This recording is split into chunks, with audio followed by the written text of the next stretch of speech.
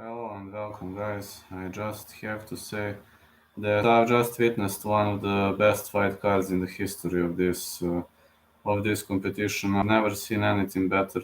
10 fights, 10 stoppages. Unfortunately, some fights were postponed, and some fights are not going to come to fruition, which kind of sucks to some point. Yeah, it really kind of sucks. But needless to say that.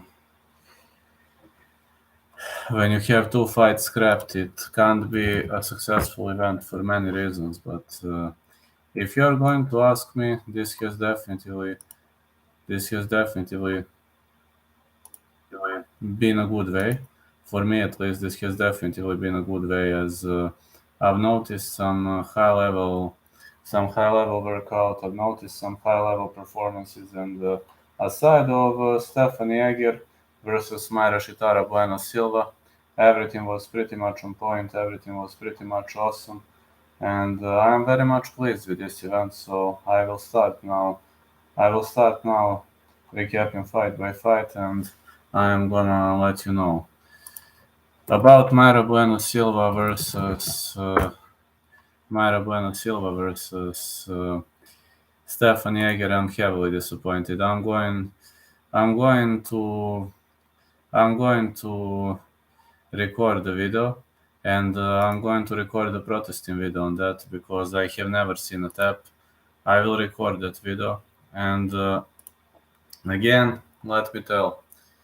First of all, I haven't seen that stoppage, and I don't know. I'm disappointed that those judges, they definitely need a pair of glasses or whatever, a pair of additional glasses. Then Corey McKenna destroyed Miranda Granger via phone full choke. That's one of the best finishes I've ever seen in the history of this competition. I've seen all kinds of finishes, but phone full choke in the females' history, Corey McKenna wrote history because this is the first ever phone full choke in the history of females UFC. We've seen it in LFA or some other promotions, but in UFC, I have never seen something like that in the UFC, and that's something that pretty much pushes me forward.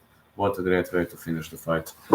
Then the next fight, Battle destroyed Takashi Sato via head kick, and need to say, man, I think this is the knockout of the night. I think he definitely deserves the knockout of the night award. Was a brutal demolition magician, was a brutal one-sided ass whooping where Brian Battle was swinging the hammer. Next fight, Michal Aleksichuk versus Sam Alvey. I mean, Sam Alvey should have retired way ago. Way ago, he should have retired, and he made a big mistake by not retiring, and now he will have to live with this until the rest of our lives, and until the rest of his life, he will have to win with that kind of a mistake he made. Yes, he made a big mistake. I'm not ashamed of that. He really made a big mistake for not retiring. UFC told him to retire. He wanted to fight for the new contract, and fighting for the new contract didn't go well, unfortunately, for Sam Alvey. This was just a bad mistake for Sam Alvey. Michal Aleksichuk knocked him out cold, destroyed him, annihilated him. Terence Mckinney versus Eric Gonzalez finished in round 1. As expected, Terence Mckinney submitted him. Great rear naked choke submission win for Terence Mckinney. Also a slam dunk for Sergey Spivak, which I didn't expect. I was thinking that's a 50-50 fight, but I definitely chose Spivak to win if I had to pick a side, but it was a 50-50 fight to me. So really it was a 50-50 fight to me, and honestly, I got no idea. I got no idea how Spivak finished him that easily at right of the bat. It was pretty much a brutal demolition magician by Sergey Spivak. And then the next one, Juliana Miller defeated Brogan Walker. Was a pretty much even match, but Juliana Miller showcased better wrestling, and we've seen better pressure on her end. So that kind of a pressure really led her to a wonderful, wonderful victory. It was a great way to go, and I pretty much enjoyed every single second of this fight.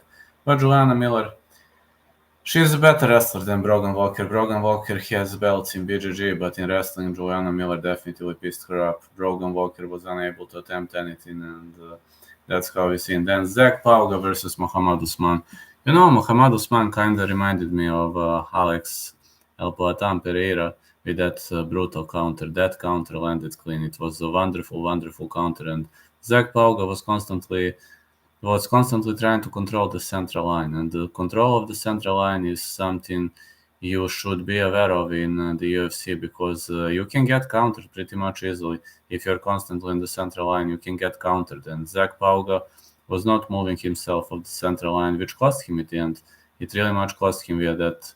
He was knocked out via that massive counter left hook, and that short left hook is actually the strike of future. You've seen Alex de Poitin Pereira knocking people out with that strike, and now you've seen Muhammad Usman knocking people out with that strike. So what can I say? It was just a great way to go. Just a wonderful, wonderful performance. Geoff Neal pulled out a massive upset. Not the greatest upset on the card, because Usman was a heavier underdog, but he was pretty much a big underdog against Vicente Luque. And Geoff Neal applied pretty much different tactics. He fought like Belal Muhammad did. He let Vicente Luque control the center of the ring, and he dropped him every single time of the counter. We had 3 or 4 knockdowns in round 1, which was obviously 10-8 round. Then Luque bounced back in the second round, and we might have started to think that Geoff Neal was slowing down, he was moving slower, etc. But every single time Luque was controlling the center of the ring, and every single time his opponent was on the fence, it seems Geoff Neal was using that advantage against him, because it's obvious that Luque lacks in cage control. He lacks in closing the opponent when he's pressed against the cage. And he lacks striking range. Cage range and cage space are obviously big problem when it comes to Luque's game plan. So I have to say this is a big problem for Vicente Luque. I think he took too much beating, and this could be the end of his career. You never know. Maybe he is just in a period of crisis, but this could also be the end of his career. He is gonna go into downfall soon. Jamal Hill versus Thiago Santos, as expected. We've seen excellent performance from Jamal Hill. I actually said on